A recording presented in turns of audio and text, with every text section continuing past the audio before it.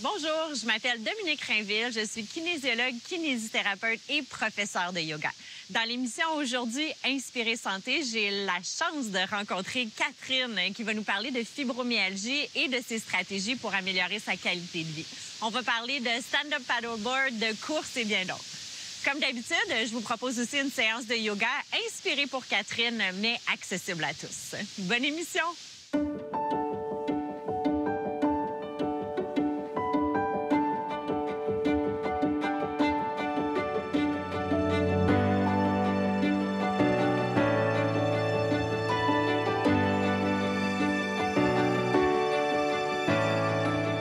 Je suis en compagnie aujourd'hui de Catherine qui va nous parler, nous partager son expérience avec la fibromyalgie, puis surtout nous partager comment est-ce qu'elle utilise l'activité physique pour avoir une meilleure qualité de vie. Bonjour Catherine, merci d'être ici avec nous aujourd'hui. Ben, ça me fait plaisir d'être là. Oui, je suis vraiment contente que tu sois là avec nous parce que je connais ton histoire. C'est pas la première fois qu'on se parle, puis je sais que ton histoire peut être vraiment inspirante pour bien des gens qui nous écoutent. Donc, merci d'avoir accepté de venir parler avec moi aujourd'hui. Est-ce que tu voudrais déjà juste commencer par nous parler un peu de ce que c'est la fibromyalgie, puis comment tu en es venue à découvrir, toi, que tu avais la fibromyalgie, justement? Oui, bien en fait, la fibromyalgie, ce que c'est un dérèglement du système nerveux central. Par exemple, pour moi, ça m'occasionne des douleurs, un peu partout dans mon corps, de l'anxiété. Il peut avoir aussi de l'hypersensibilité, donc au chaud, au froid, à l'humidité. Donc, aussi un sommeil qui est moins récupérateur, même si je vis bien avec ça, là. Donc, il y a quelques petits symptômes comme ça qui sont présents, là. Donc, toi, quand tu étais plus jeune, je pense que tu as découvert ça quand tu étais plus jeune, là. Oui, c'est ça. Donc, moi, à l'âge de 16 ans, je faisais beaucoup de patinage artistique, donc de nombreuses heures par jour, des compétitions, etc.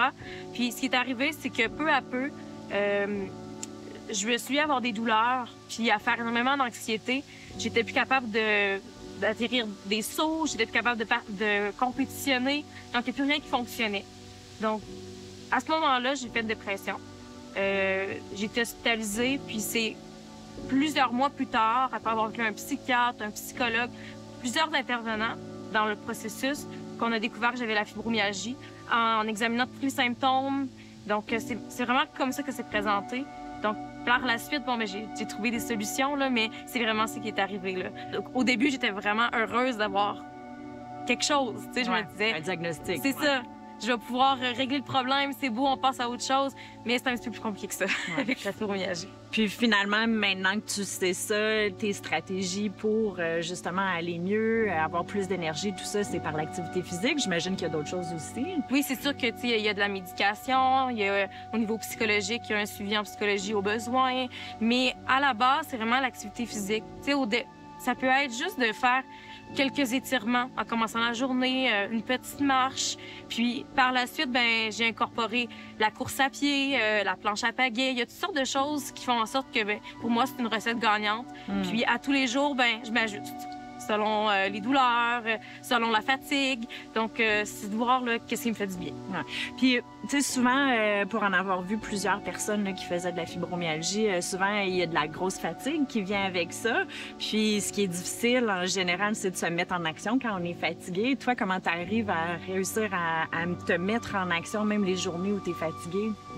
Je me fixe des objectifs qui sont réalistes. Ouais. Puis, j'y vais graduellement. Ou je regarde sur une semaine, ça va un petit peu moins bien, demain, je vais réduire. Donc, ça peut être de l'écrire, tu sais, de me dire sur 10 comment je me sens aujourd'hui. Est-ce que je suis plus à 6, à 8 au niveau de la douleur, au niveau de la fatigue? Donc, c'est vraiment au ressenti. Puis des fois, juste en commençant, on voit que ça va déjà mieux. Fait qu'on anticipe les choses, mais c'est ça, c'est toujours faire une genre de rétroaction, là, au quotidien.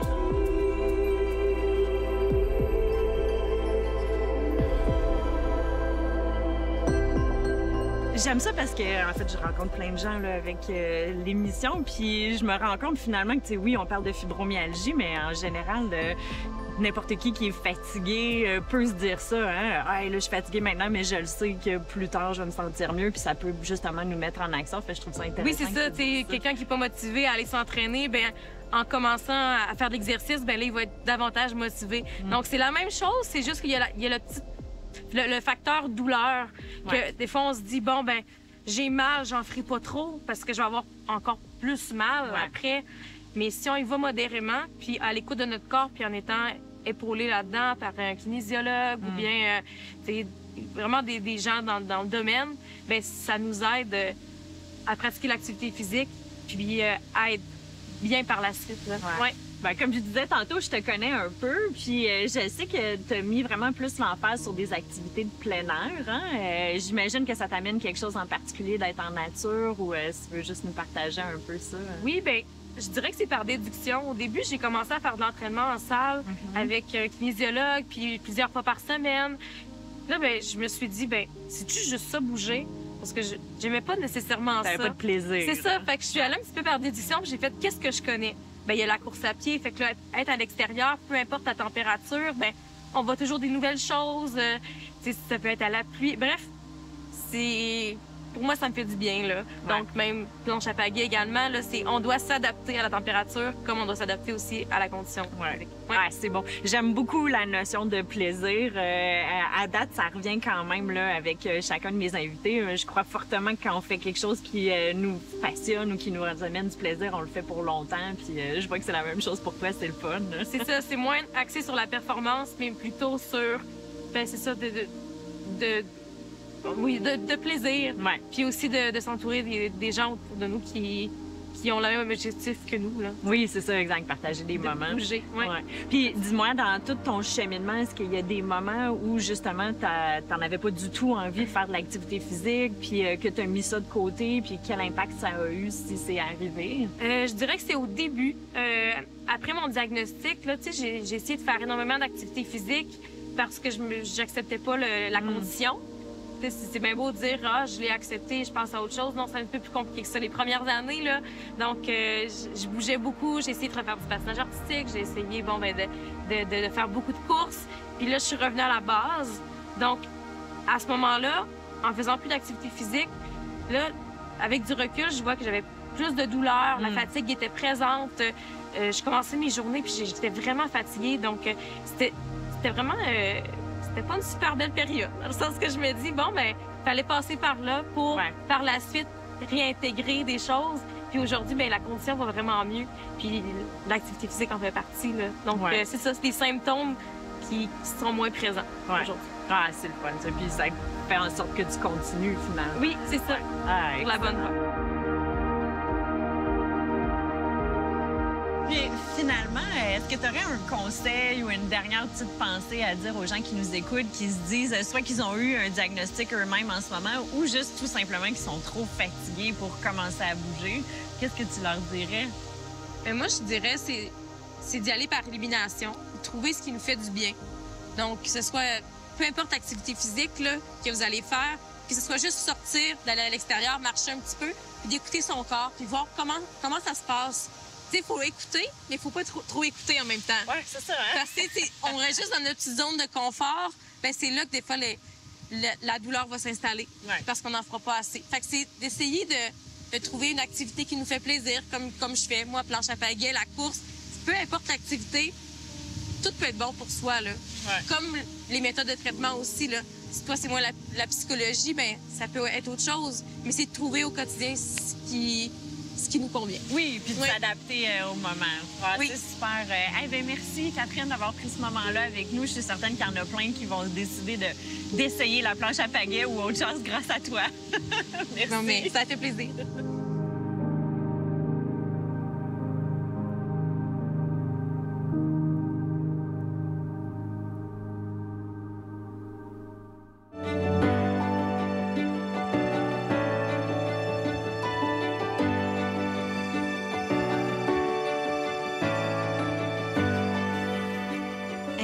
L'activité physique dans notre quotidien lorsqu'on vit une période de fibromyalgie ou tout simplement de douleur chronique, c'est toujours une bonne idée. L'activité physique nous permet de gérer la douleur chronique dans notre quotidien, qu'on vive une situation de fibromyalgie ou toute autre situation de douleur. En fait, lorsqu'on fait de l'activité physique, on sécrète ce qu'on appelle des endorphines et les endorphines agissent comme analgésiques naturels de notre corps.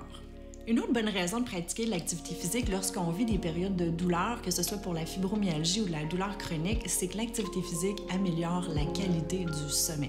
Je sais pas si vous êtes comme moi, mais quand je manque de sommeil, tout est plus dramatique et tout est plus douloureux. Donc d'avoir un bon sommeil, ça nous permet justement d'avoir une meilleure gestion de la douleur. Finalement, incorporer l'activité physique lorsqu'on vit des périodes de douleur, c'est toujours une bonne solution.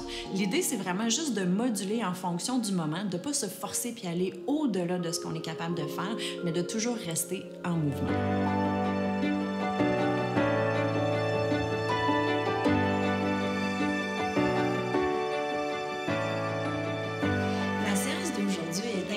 Pour notre invité, je vais mettre l'emphase, je vais dire, sur le stand-up paddleboard, mais aussi en considérant que notre invité avait de la fibromyalgie, je vous invite à prendre vraiment, être à l'écoute de vos besoins. Comme notre invité nous le disait, des fois on est plus fatigué, des fois on a plus d'énergie, donc prenez vraiment en considération comment vous vous sentez aujourd'hui, peu importe ce que moi je vous propose. Donc, je vous invite à commencer la séance en position assise, au sol, confortable.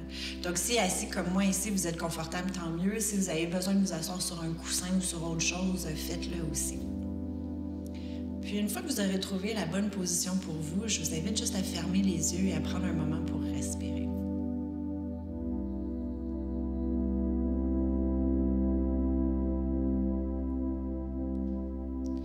Observez comment passe l'air par vos narines lorsque vous inspirez pour éventuellement venir faire gonfler la cage thoracique et autres.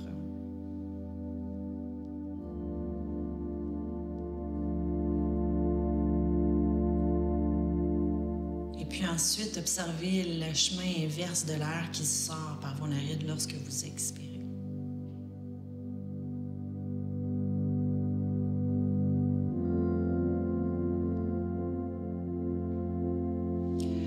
Tranquillement, je vous invite à engager le plancher pelvien et le transverse de l'abdomen en rentrant le nombril, mais aussi en le faisant remonter légèrement. Et puis ensuite, à l'expiration, vous pouvez relâcher. Allez-y quelques fois comme ça au fil de votre propre respiration. On engage les muscles profonds et ensuite on relâche.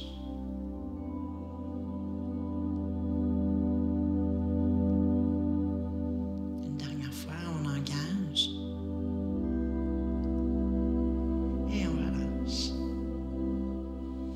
Super. Ici, vous pourrez ouvrir les yeux, ramener les mains à l'arrière du dos et puis venir placer les talons devant vous avec les orteils soulevés. Si vous sentez que vous avez besoin d'avoir un appui sur vos mains, vous pouvez ramener vos mains très près de vous pour essayer de garder le dos droit.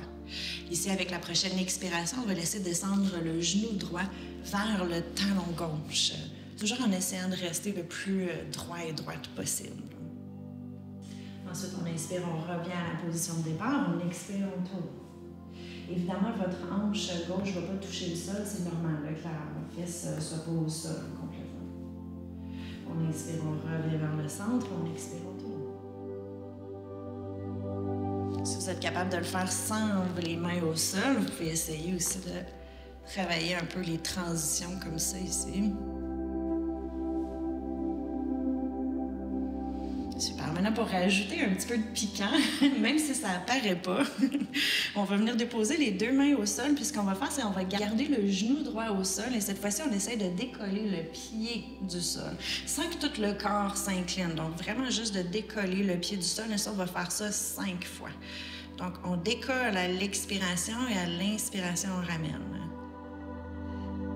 Moi, j'adore ce genre d'exercice-là parce que les gens qui nous regardent se disent que ça a l'air vraiment simple, mais nous, dans notre corps, on force vraiment beaucoup. Donc, si vous forcez beaucoup, dites-vous que je vous comprends. On le refait une dernière fois. Super. Et c'est décoller les mains du sol, revenez vers le centre et on change de bord. Déposez les deux mains au sol à nouveau.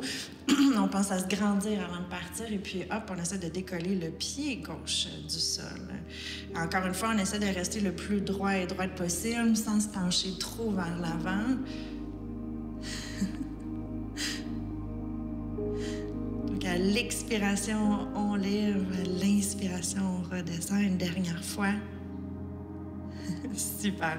Inspirez, relevez les mains et expirez, revenez vers le centre. Je vais juste me replacer sur mon tapis. Ici, on va plier les deux genoux. On va venir se placer en position 4 pattes. Donc, avec les épaules au-dessus des poignets, les genoux en dessous des hanches, on va juste venir mobiliser un peu la colonne vertébrale. Avec la prochaine expiration, rentrez les fesses, arrondissez le dos, poussez dans les mains et les genoux. Et ensuite, avec la prochaine inspiration, on sort les fesses, on allonge la colonne vertébrale. Encore une fois, expirez, arrondissez. Et inspirez, revenez. Ici, je vous invite à retrousser les orteils sous vos pieds, à pousser dans les mains pour relever les hanches vers le ciel pour un premier chien tête penchée. Je vous invite à garder les genoux légèrement fléchis pour cette position-là, à vraiment penser à pousser dans les mains, à éloigner les épaules des oreilles. Prenez le moment juste de réveiller votre corps. Si vous voulez, vous pouvez plier le genou droit, enfoncer le talon gauche vers le sol et ensuite changer de côté pour vraiment sentir un étirement à l'arrière, au niveau des mollets, au niveau de l'arrière de la cuisse, des ischio-jambiers. Super. Ici, pliez les deux genoux, regardez l'espace entre les deux mains et puis venez placer le pied droit entre les deux mains. Inspirez, relevez le haut du corps. Relevez les mains vers le ciel. Puis restez ici un petit instant. Pensez à éloigner les épaules des oreilles, à activer les abdominaux. Le talon arrière est relevé. Puis je pense à vraiment activer mes deux jambes. On reste ici pour un instant. On inspire. Et puis avec la prochaine expiration, venez déposer le pied, la main gauche au sol. Main droite relève vers le ciel. Si vous voulez, votre regard peut tourner vers la main droite. Puis si jamais cette position-là est trop intense pour vous, n'hésitez pas à déposer le genou vers le sol. Donc, tout est parfait. On essaie d'observer comment on se sent aujourd'hui, puis vraiment de respecter ce qui marche pour vous aujourd'hui. On va rester ici pour une dernière grande inspiration. Et une dernière grande expiration. Ici, vous pouvez déposer la main droite au sol, ramener le pied droit vers l'arrière. Chien tête penchée. On reste ici du mieux qu'on peut. C'est supposé d'être une position, je vais dire, de repos. Et si vous ne la trouvez pas trop de repos, n'hésitez pas à déposer les genoux au sol, ça marche aussi. Avec la prochaine expiration, vous pouvez plier légèrement les deux genoux, venir placer le pied gauche entre les deux mains. Activez les deux jambes, relevez les mains vers le ciel. Restez ici. Pour la caméra, moi, je vais changer de côté, mais vous restez là. Dans cette position-ci, je vous rappelle, on envoie l'énergie jusqu'au bout du talon. On pense vraiment à activer la jambe gauche. Les abdominaux sont bien engagés aussi. Avec la prochaine expiration, on vient placer la main droite au sol. Main gauche revient vers le ciel. Vous vous rappelez, si vous avez besoin, vous pouvez déposer le genou au sol. Faites ce qui fonctionne pour vous aujourd'hui. On va rester ici pour une dernière grande inspiration. Et une dernière grande expiration. Super doucement, vous pouvez déposer la main gauche au sol, mais attention, on va ramener le pied droit à côté du pied gauche. Fléchissez les genoux. Inspirez, placez les mains sur les tibias, allongez la colonne vertébrale. Et expirez, relâchez vers le sol. Avec la prochaine inspiration, vous pouvez ouvrir grand les bras, remonter les mains vers le ciel. Et puis ramener les mains en prière devant le cœur. Je vous donne un petit exercice d'équilibre, hein, comme le stand-up paddleboard de Sacrament nous demande beaucoup d'équilibre. Évidemment, il y aura différentes options, vous choisissez la bonne pour vous. On va transférer le poids sur le pied droit. Pensez à enfoncer le pied droit bien au sol, à grandir et à venir soulever le genou gauche. Vous pouvez rester ici. Gardez les abdominaux actifs. Avec la main droite, on va venir le placer à l'extérieur du genou gauche. Et puis là, essayez de tourner légèrement le haut du corps sans que le genou bouge. J'essaie de ne pas faire bouger mon genou. Et puis hop, on vient allonger le bras gauche vers l'arrière. Vous pouvez rester ici. gardez l'équilibre, souriez, dites-vous que ça arrive à tout le monde, même aux professeurs de yoga, et puis revenez chercher votre position.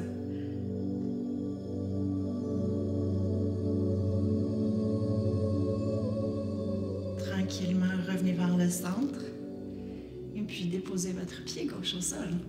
On refait la même chose de l'autre côté, donc on vient transférer le poids sur le pied gauche. Pensez à bien vous ancrer avant de partir.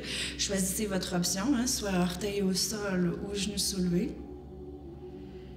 Et puis lorsqu'on aura trouvé notre équilibre, main gauche à l'extérieur du genou droit.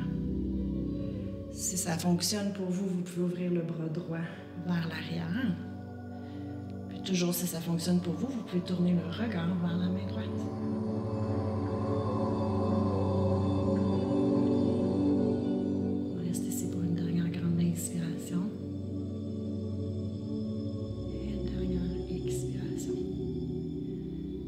Tranquillement, vous pouvez revenir vers le centre et puis déposer votre pied droit au sol. Pour les dernières postures, on va venir s'installer au sol. Inspirez, montez les mains vers le ciel. Expirez, plongez vers l'avant pour une flexion.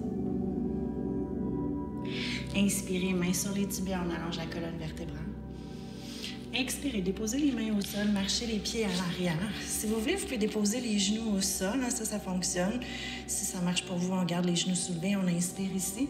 Et avec la prochaine expiration, on vient plier les coudes, on vient se coucher sur le sol. Inspirez, poussez dans les mains, relevez légèrement le haut du corps en gardant les abdominaux engagés. Et avec la prochaine expiration, on vient revenir au sol. On va pousser dans les mains pour ramener les fessiers vers les talons. Vous pouvez ouvrir les genoux un peu plus larges que la largeur des hanches. Vous pouvez avoir les bras allongés devant vous. Déposez le front au sol. Essayez de laisser aller le poids du corps vers le sol pour sentir un étirement au niveau des épaules. Peut-être un étirement au niveau du bas du dos.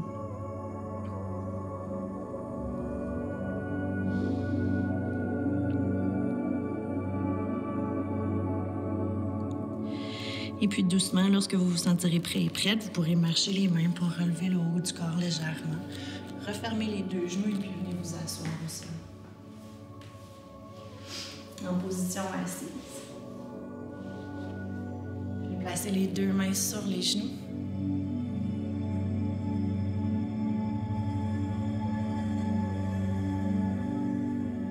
J'aime bien profiter de ces moments-ci pour observer, peut-être comparer le début du cours, comment on se sentait au début du cours par rapport à maintenant. D'observer comment quelques minutes de mouvement, de présence dans notre corps peuvent avoir un impact sur notre être au complet. Profitez de ces respirations-ci pour vraiment observer. J'ai envie de dire emmagasiner, enregistrer.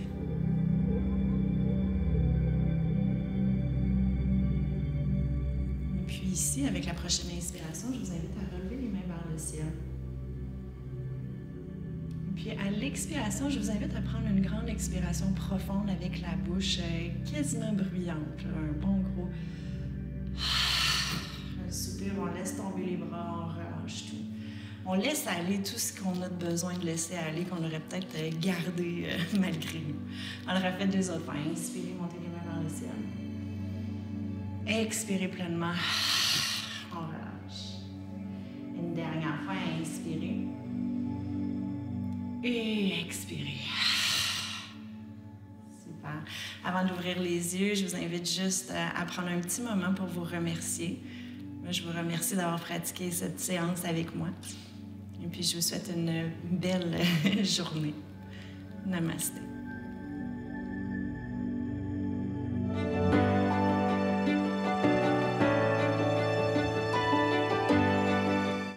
Inspirez santé, épisode 6, intro. Prise 1.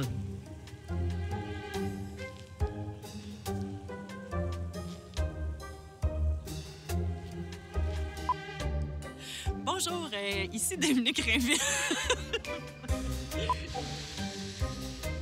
Rolling. Ça tourne.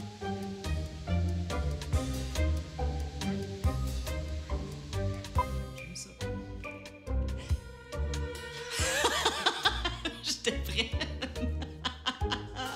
Les endorphines, c'est comme les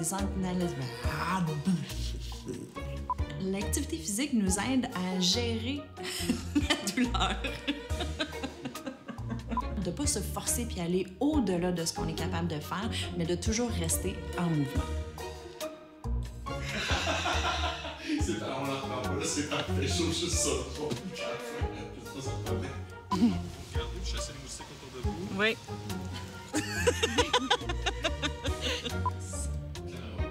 Inspirez santé chronique. Et santé. Fibromyalgie. Moi. T'es crampé ben raide. C'est lui qui va nous aider à améliorer notre qualité de sommeil, à gérer la restauration des tissus et à aider avec la gestion de la douleur. C'est pas une blague. On dirait que tu t'es fait rire à la fin. Je me suis fait rire à la fin, toute seule. La fin où je suis capable de rire en masse toute seule avec moi-même. Puis ensuite, essuyer.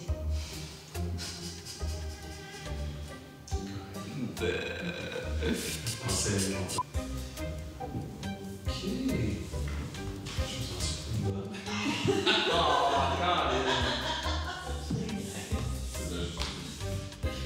Évidemment, si on produit plus de lymphocytes T, on va être plus propice à combattre les virus.